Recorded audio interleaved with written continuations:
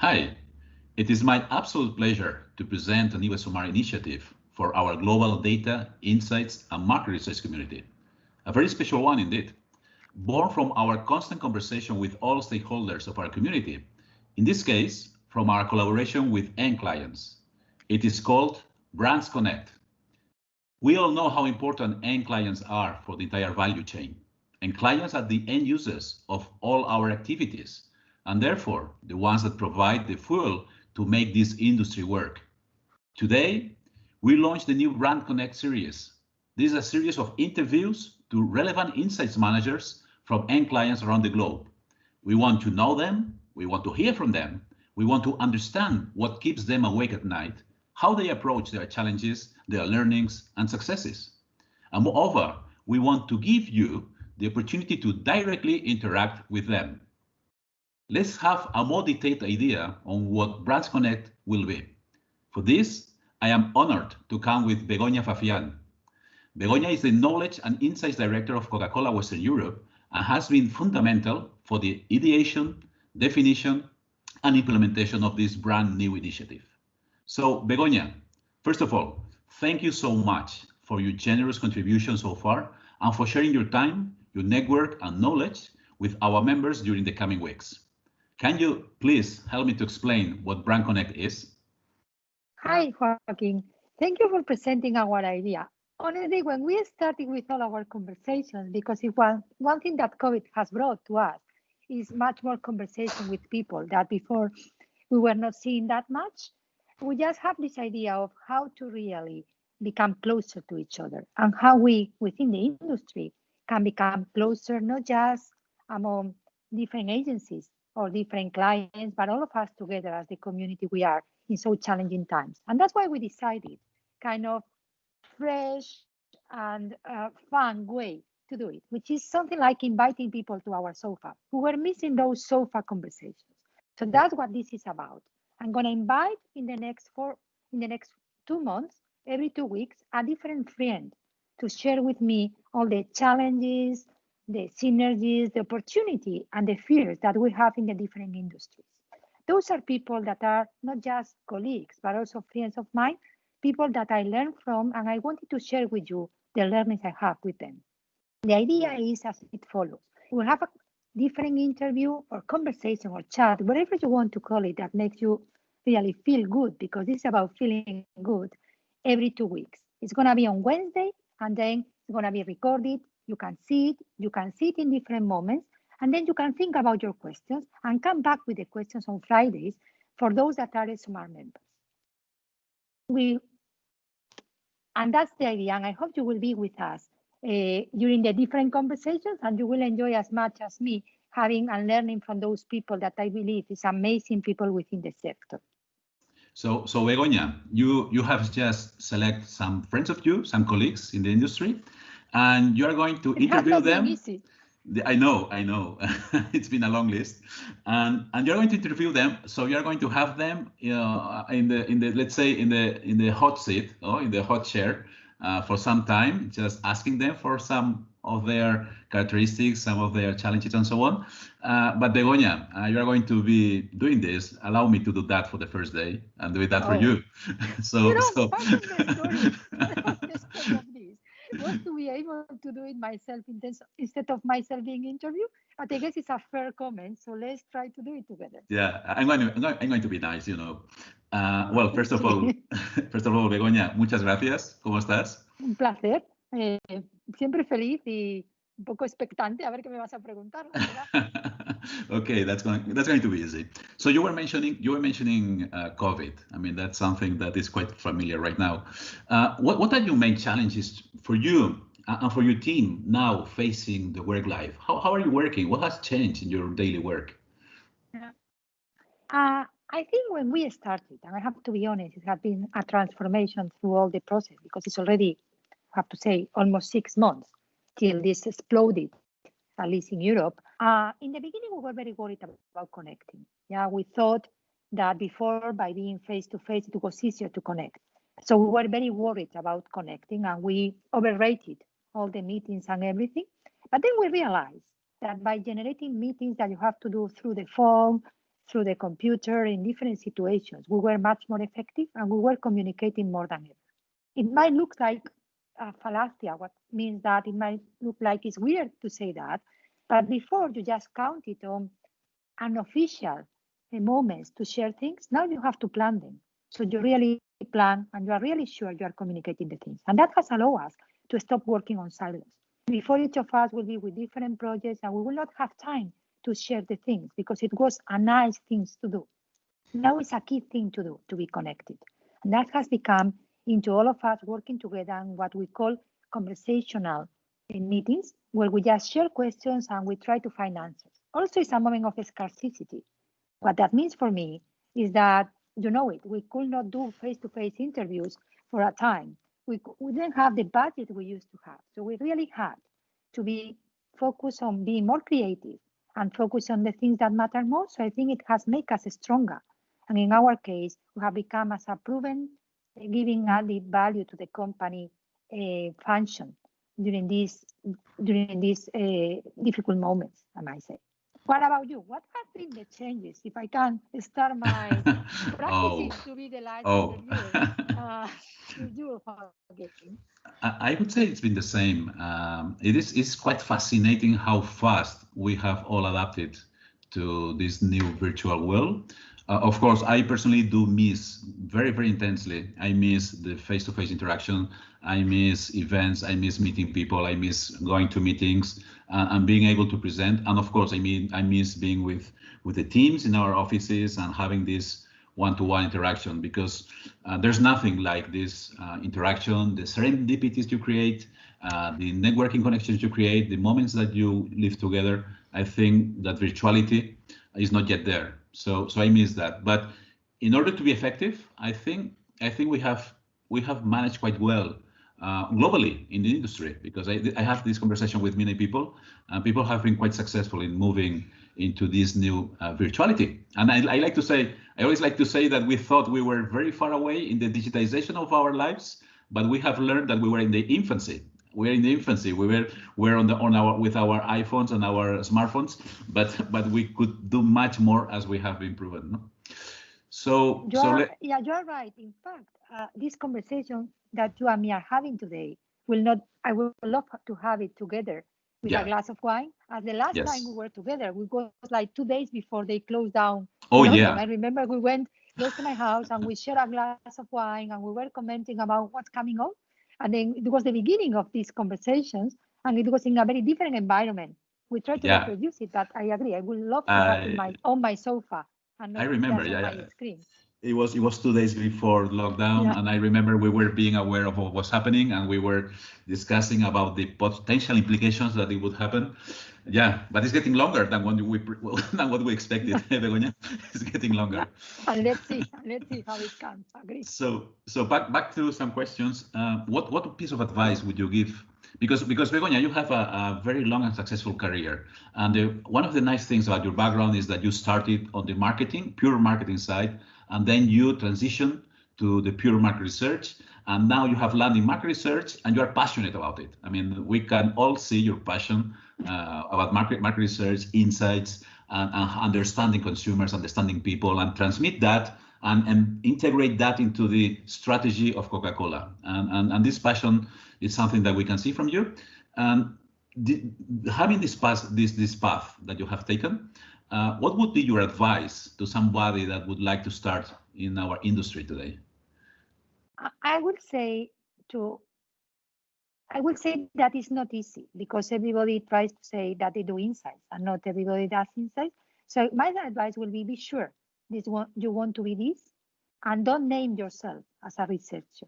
You are somebody that is an expert on insights, an expert on gathering new ways of doing things, on understanding. You are somebody that is as important as a detective, if I have to say, to find the clues. So 2 advices. I'm meandering a little bit, just 2 big advices. The first one is be sure you want to be part of this, because you never stop working, because you're always curious, you're always asking. It's not a 10 to 5 work.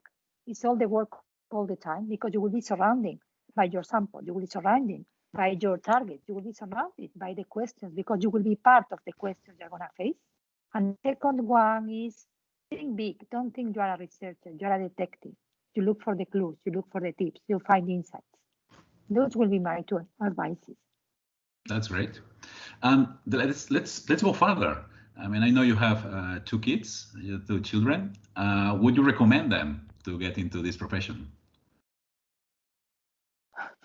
Well, you said I'm very passionate. I'm a person that have a kind of, now I'm blushing, but a kind of person that really generates a light when I enter in a space, and I'm pretty assertive and pretty bold.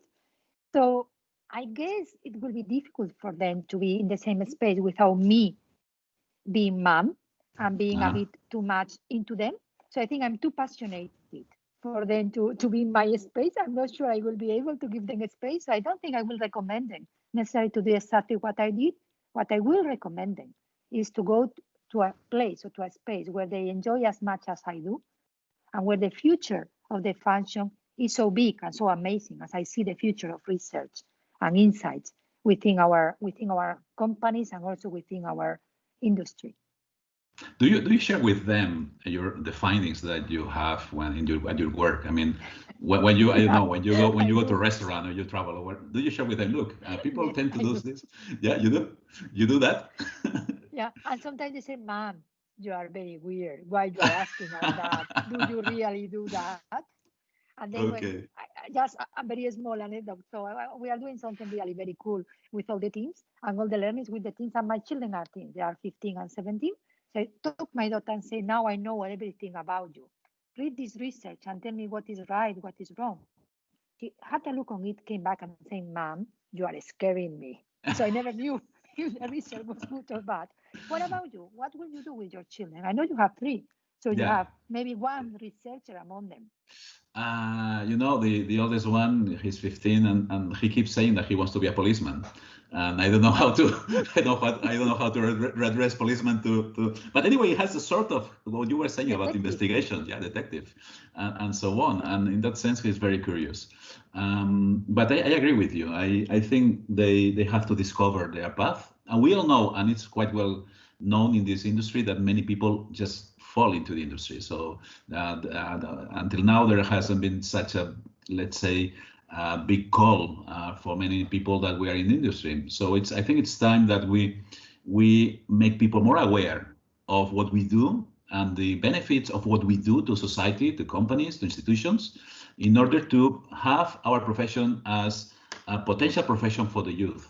Because right now we are shy, as you more than once you have told me, we are too shy to share our successes or to share what we do and how good we are in some things.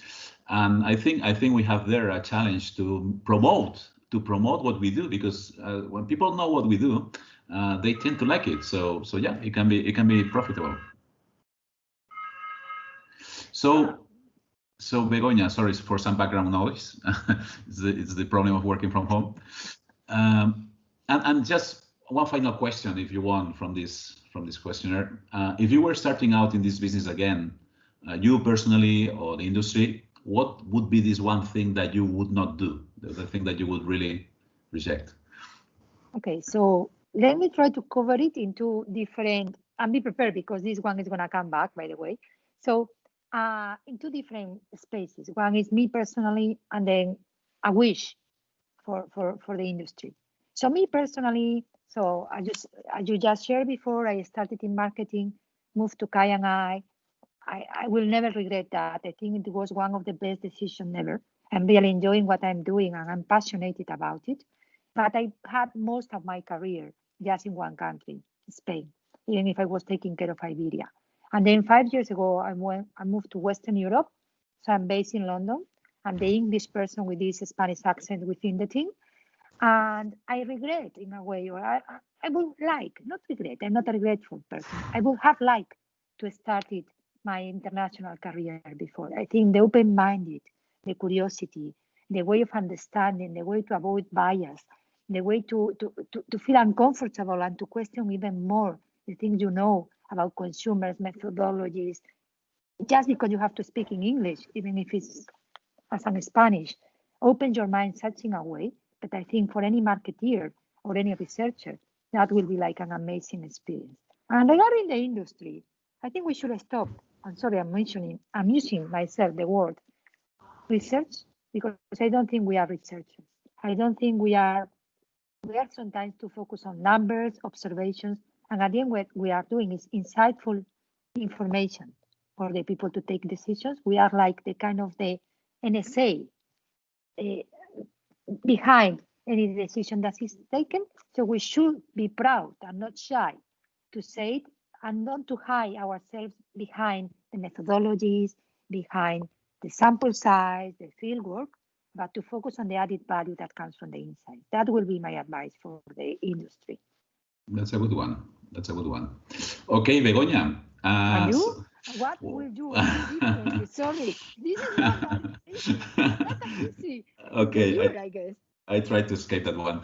No, I would say that I've always been very focused to the external side of the activities of the companies since the beginning. So I've always had this trend or this tendency to get the big picture, to tell the story. I love storytelling, and go outside to meet people and tell the story. And now with the whole perspective that I have right now, I think I should have spent more time internally with the processes and operations and understanding and the technology as well. I mean, I must admit that at certain point, technology for me was just another mean, but it has turned out to be fundamental. And this is something that I learned later, and that's why I got into the online or let's say the digital sphere as professional, because I could see that that was the place to be with all the technology. And today I was reading a tweet from a well-respected guy, journalist. He was saying, because I reflect quite a lot on technology, and I reflect quite a lot how we have idealized, I would say, technology, and set technology at the center of every single activity in our life. And I've been quite critical about that. But on the other hand, it's true that technology is fundamental. No? But the problem is for what? So today, this tweet was about, now that we know that technology is the answer, what was the question? And I was thinking about that, yeah, because I'm quite critical about the excess of importance of technology that we give. For instance, and sorry if I'm going to I mean, you asked me, and I have the problem that I go quite far away. Today I was reading as well that Apple itself, the value of Apple itself is higher than the whole FTS 100 of value combined. And I think this is not a good balance for the world. I think it's not a good balance. I mean, technology has to serve purpose. It is a mean, but it's not the purpose itself. And sometimes we are confused about that. So if I look back, I would say, okay, I should have spent more interest. I should have had more interest and spent more time in the internal side of the company, and more focus on operations, methodology, and so on, before going as soon to the external side. Luckily, fortunately, I was, let's say, smart enough to get back and come back and compensate. But if I had to give this advice to somebody new, I would say, okay, first try to get a solid and robust basis of what you are doing, and then you can go out. I think it's a very good advice, and I agree with you that everything we do has to be with an objective, but even with our methodologies. We don't do product testing. We want to understand if this product is good enough. So it starts from there. So for me, I put the technology in the same place where I put the methodologies. We don't do link, or we don't do product testing, concept testing, call it. Just what we do is try to answer a question, and we should focus on the question we answer, not on the methodology we use. Yeah, that's it. And I agree. So we need technology, and we have to be, and this is my speech always, we have to embrace technology, but this technology has to serve a purpose and not technology per se. And we have to, and I think it's for humanity, not just for us. I think for the whole humanity, because I always like to say that when the NASA sent the first rocket to the moon, they had plan A, B, C, and D, and Z to whatever event would happen. And today we are all the world, we are rushing to artificial intelligence worldwide, and I still am fine. I'm looking for plan B. So we have to think about that. Yeah. And between you and me, what was the objective? More than going to the moon, of the human being going to the moon. So they invest a lot on that just to. Well, that's another discussion. Sorry, maybe that's another discussion. Okay, Begoña. So you are going to be the host for some of your colleagues. What can you tell? What can you tell about them without disclosing too much? Well, I'm Spanish. I always disclose too much when I speak. Let me try to keep it true in this time. So the idea is that for the next 2 months, I will have 4 different people joining me for different nationalities: Italy, the States, somebody that is Spanish but lives in Switzerland, somebody that is French, very, very different people with different industries that will be sharing, as I said, different thoughts, different ideas, and then you can open questions to us the following day. And then I will pass the baton to the next person that will do the same with another people, another friends that will sit in her or his sofa. And that's the idea. So the challenge is, will you come to my sofa to see the conversation we're going to have about to discuss about what is more important, innovation or reinvention in a COVID time? Okay. We will be there in a week time. So looking forward to seeing you and meeting my friend that I know some of you already know, and is really somebody that is very close to my heart and my mind. I'm very bright. That's what I'm going to say. Yeah, very bright, yes, agree. Very bright. I'm pretty as well. Or handsome. Let's put it that way. Well, that's Brands Connect, a totally new series, a totally new service that we as Esomar provide to the whole industry, and particularly for members. They will be able to follow the conversation that Begoña will start as curator. So there will be first day, Begoña is going to interview her guest, and there will be and the next Friday, so Wednesday and Friday. On Friday, our members will be able to interact directly with this guest, and I'm very glad about that. I'm very thankful for all your passion. You are part of the story. So I know, and it all started in Argentina. So let's say thank you, Mariela, for this from our conversation there. And yeah, I'm very excited about this idea, and certainly to understand better the whole industry, be able to understand better the end client needs, the end users needs, and the challenges. So yeah, I think it's going to be very, very nice. So thank you so much. My only worry here is that when you see how we are and we disclose more about our own places and our own thoughts, maybe you will see that there is not that much magic on being a client or an agency, and we are all facing the same issues and we need to solve them together. I think that's going to be the main learning from all these different conversations we are going to have along the next weeks with different interviews and interviews.